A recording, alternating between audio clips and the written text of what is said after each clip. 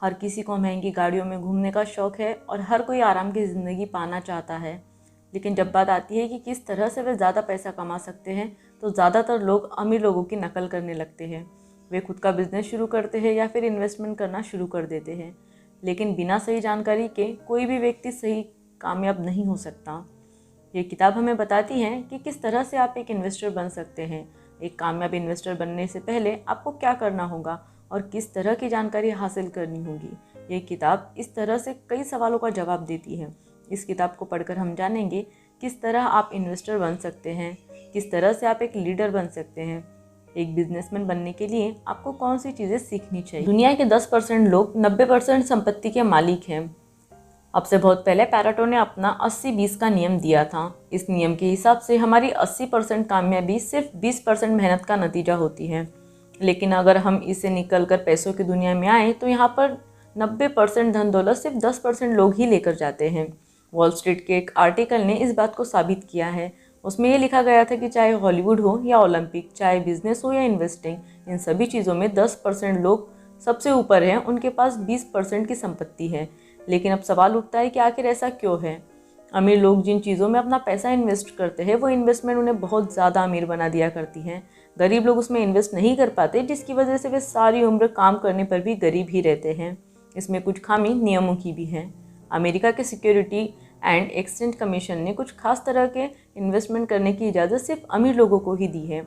वे लोग जो साल में $20,000 कमाते हैं या फिर जिनके पास $10 लाख की संपत्ति है, वही इस तरह का इन्वेस्टमेंट कर सकते हैं। इस तरह के इन्वेस्टमेंट में फ़ायदे बहुत ज़्यादा होते हैं, लेकिन साथ ही रिस्क भी बहुत ज़्यादा होता है। इसलिए सरकार ने गरीब लोगों को और गरीब बनने से रोकने के लिए इस तरह के नियम लगाए हैं। लेकिन यही वो नियम है जो गरीब और अमीर बनने को रोक। तो एक गरीब व्यक्ति अमीर बनने के लिए क्या कर सकता है? अमीर बनने के लिए सबसे पहले आपको जानकारी हासिल करनी चाहिए। हर व्यक्ति ये जानता है कि अगर उसे तैरना नहीं आता तो उसे पानी में कूदना नहीं चाहिए। लेकिन पैसों के मामले में बहुत से लोग इस बात को भूल जाते हैं। वे बिना कुछ जाने स्टॉक मार्केट में अपना पैसा लगाने लगते हैं या खुद का बिजनेस शुरू करने निकल पड़ते हैं, इसलिए वे नाकाम हो जाते हैं। इन्वेस्टमेंट की भाषा सुनने में मुश्किल लग सकती है, लेकिन एक बार इसे समझ लेने के बाद आप अपनी किस्मत के दरवाजे खोल सकते हैं। इसमें सबसे पहले आपको नंबरों से प्यार करना सीखना होगा। एग्जाम्पल के लिए हम प्राइस टू एक्टिव रेशियो को ले लेते हैं। इसका मतलब होता है कि किसी जगह पर आप अपना पैसा इन्वेस्ट करने के बाद आपको कितने समय में आपका सारा पैसा वापस मिल जाएगा। अगर आप किसी कंपनी में 1 करोड़ रुपया लगाते हैं और उसे इन्वेस्टमेंट पर करने पर आपको 20,000 रुपये हर महीने मिलते हैं, तो इस हिसाब से आपको कम से कम 22 साल के बाद आपका 1 करोड़ वापस मिल जाएगा और अब उसके फ़ायदा आप कमा सकते हैं। लेकिन यह इन्वेस्टमेंट फ़ायदे का नहीं है, क्योंकि 22 साल का समय बहुत लंबा है। इस बात का कोई भरोसा भी नहीं है कि वो कंपनी बैंकरप्ट नहीं हो सकती या स्टॉक मार्केट के हालात हमेशा ऐसे ही रहेंगे। इसी तरह से आपको डेब्ट to activity ratio, risk reward ratio और इसी तरह की कई बातें पता करनी चाहिए। इसके बाद आपको ये जानना होगा कि एसेट और लायबिलिटी क्या होती है। एसेट का मतलब वो चीज़ें जहाँ पर पैसे लगाने से आपको बाद में बहुत सारा पैसा वापस मिलता है, और लायबिलिटी का मतलब होता है वो चीज़ें जो समय समय पर आपके जेब से पैसा निकाल कर ले जाती हैं।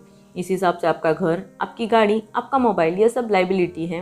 इन चीज़ों को तब तक मत खरीदिए जब तक आप अमीर नहीं हो जाते और अपना पैसा एसेट खरीदने में लगाइए। इन्वेस्टर बहुत से तरह के होते हैं और हर एक के पास अलग अलग खूबियाँ होती हैं। हर कोई एक जैसा नहीं होता, हर किसी की अपनी कुछ खूबियाँ और खामियाँ होती हैं। इसी तरह से इन्वेस्टर भी बहुत तरह के हो सकते हैं। यहाँ पर हम 4 तरह के इन्वेस्टर की बात करेंगे। सबसे पहले इन्वेस्टर को हम एक्रीडेटेड इन्वेस्टर कहते हैं। इस तरह के इन्वेस्टर की सैलरी बहुत ज़्यादा होती है या फिर इनके पास इतना ज़्यादा पैसा होता है कि ये हर तरीके की इन्वेस्टमेंट कर सकते हैं। इसके बाद आते हैं क्वालिफाइड इन्वेस्टर, जो बिल्कुल एक्रीडेटेड इन्वेस्टर की तरह होते हैं, लेकिन इनके पास जानकारी होती है जिनका इस्तेमाल करके ये मार्केट को समझ सकते हैं या कुछ खास कंपनियों को चुनकर उनमें इन्वेस्ट कर सकते हैं। एक्रीडेटेड इन्वेस्टर के पास जानकारी नहीं होती। ये 2 तरह के इन्वेस्टर हमेशा मार्केट या कंपनी के बाहर से काम करते हैं। इनका अपना एसेट पर कम कंट्रोल होता है। तीसरे किस्म के इन्वेस्टर होते हैं इनसाइड इन्वेस्टर। इनसाइड इन्वेस्टर खुद का एक बिजनेस शुरू करते हैं और उससे फ़ायदा कमाते हैं। वे समय के साथ साथ उसे ज़्यादा कीमत बना सकते हैं और जब चाहे अपना बिजनेस बेच सकते हैं। उनका अपनी कंपनी पर पूरा काबू होता है। आखिर में आते हैं सोफिस्टिकेटेड इन्वेस्टर। यह भी खुद की कंपनी शुरू करते हैं, लेकिन साथ ही साथ दूसरी कंपनियों को बाहर से जांचना भी जानते हैं। वो जानते हैं कि किस कंपनी में अपना पैसा लगाना है, कैसा पैसा कमाना है। उसे पता होता है कि किस तरह से वह सरकार के नियमों का अपने लिए फ़ायदा उठा सकते हैं। एक इनसाइडर इन्वेस्टर बनकर आप अपने इन्वेस्टमेंट करियर की शुरुआत कर सकते हैं। बिजनेस का नाम सुनकर एक मिडिल क्लास आदमी के अंदर जो सबसे पहला शब्द आता है वो है फंड। उसे लगता है कि उसके पास इतना पैसा या इतना समय है ही नहीं कि वो खुद का बिजनेस शुरू कर सकें। वो सारा दिन किसी दूसरी कंपनी में काम करता है ताकि वो अपने घर का खर्च चला सकें। तो आखिर वो एक बिज़नेस की शुरुआत कैसे करें? आप अपने बिज़नेस की शुरुआत पार्ट टाइम में कर सकते हैं। हर बिज़नेस को शुरू करने के लिए पैसों की ज़रूरत नहीं होती। आजकल के वक्त में आप एक वेबसाइट से भी पैसा कमा सकते हैं जिसे बनाने में ज़्यादा से ज़्यादा 5,000 रुपये लगेंगे। अपनी वेबसाइट को पार्ट टाइम में अपने घर पर बैठकर ही चला सकते हैं। बहुत से लोगों से अपने बिज़नेस पार्ट टाइम में शुरू किए थे।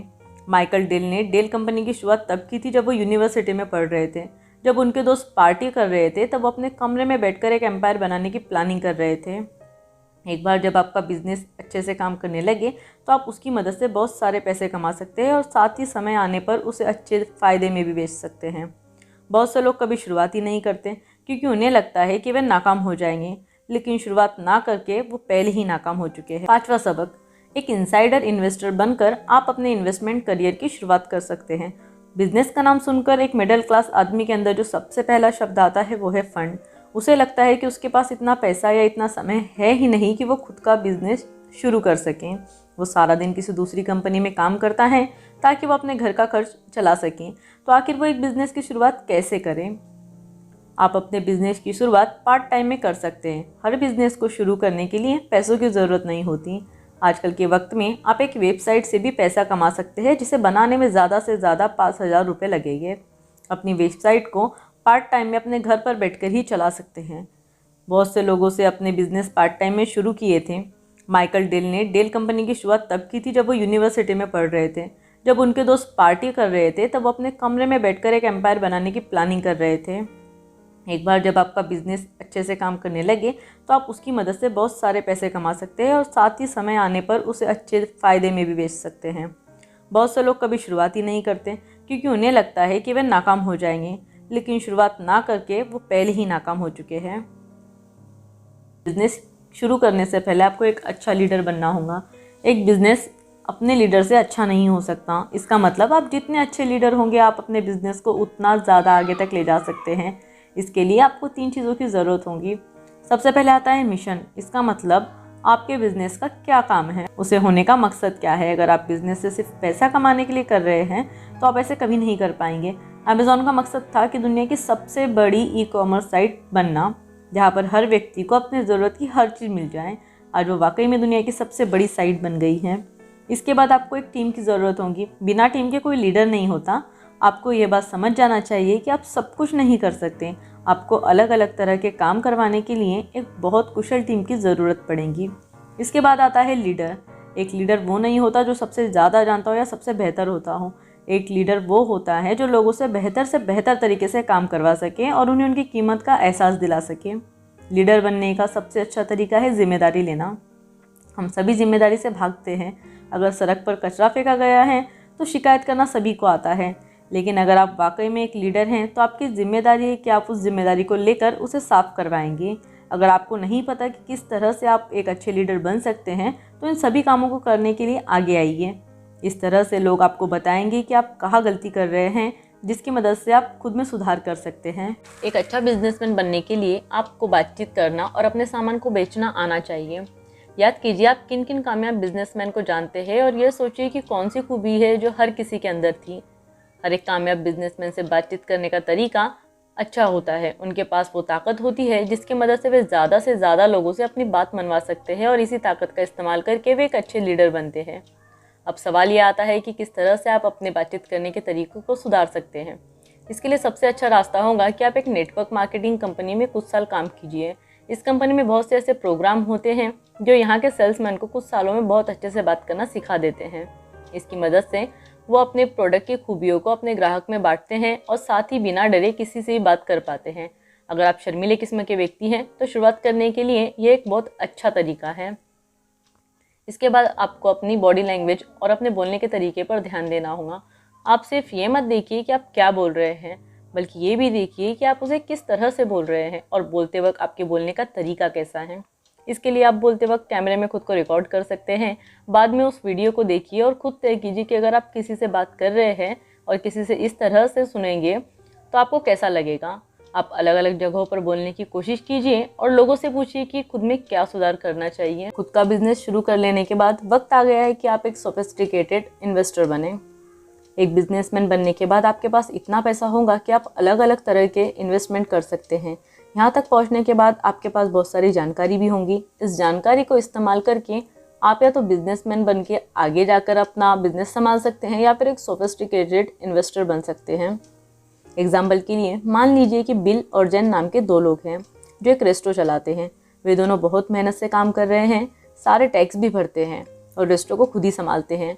लेकिन अगर किसी रोज़ एक ग्राहक उनका खाना खाकर बीमार हो जाता है और उन पर केस कर देता है तो क्योंकि उन्होंने सब खुद ही संभाल रखा है तो वे सब कुछ खो देंगे। दूसरी तरफ एक सोफिस्टिकेटेड इन्वेस्टर ये जानता है कि अगर उसके पास 2 कॉरपोरेशन होंगे तो उनकी मदद से वो अपने रिस्क को कम करेगा। एक कॉरपोरेशन रेस्टोरेंट की बिल्डिंग संभालेगा जिसकी वजह से एक ग्राहक उन पर अगर केस भी कर देता है तो उनकी बिल्डिंग सुरक्षित है। इस कॉर्पोरेटर का इस्तेमाल करके वे सबसे पहले अपनी इनकम से इंश्योरेंस भर सकते हैं, सारे खर्चे देख सकते हैं, फिर जो पैसे बच जाएं उन पर वो टैक्स भर सकते हैं। इस तरह से वे अपना बहुत सारा पैसा बचा सकते हैं। एक अमीर आदमी पैसे कमाने के बाद सबसे पहले उसे अलग अलग जगह पर इन्वेस्ट करता है ताकि उसे पैसा कमाने के लिए काम ना करना पड़े। वो अपने पैसों से रियल एस्टेट में, स्टॉक्स में, बॉन्ड्स में इन्वेस्ट करता है जिससे उसका पैसा उसके लिए काम करता है और समय समय पर उसे अपने इन्वेस्टमेंट पर रिटर्न मिलता है। कुल मिलाकर आपको अमीर बनने के लिए अच्छी नौकरी के ख्वाब छोड़कर एक बिजनेस के मैदान में उतरना होगा। आप खुद का एक बिजनेस पार्ट टाइम में शुरू कर सकते हैं। इस तरह से आपके पास बहुत सारी जानकारी आ जाएंगी कि किस तरह से एक कंपनी काम करती है। इसके बाद उस जानकारी का इस्तेमाल करके आप अलग अलग जगहों पर इन्वेस्ट कर सकते हैं। तो फैसला कीजिए कि आप पहले सुरक्षित होना चाहते हैं, आराम पाना चाहते हैं या अमीर बनना चाहते हैं। कुछ वक्त इस बारे में सोचिए और ये फैसला कीजिए कि आप सबसे ज़्यादा किसे पसंद करते हैं। इनमें से कोई एक दूसरे से बेहतर नहीं है, लेकिन सबके नतीजे अलग अलग हो सकते हैं। इस बारे में अपने परिवार से, अपने दोस्तों से बात कीजिए। साथ ही साथ अपनी मानसिकता में कुछ बदलाव कीजिए। यह मत कहिए कि मैं नहीं कर सकता, बल्कि खुद से सवाल कीजिए कि आप इसे कैसे कर सकते हैं। अगर आपको हमारी समरीज पसंद आती हैं तो चैनल को सब्सक्राइब करना ना भूलें और वीडियो को लाइक और शेयर ज़रूर करें।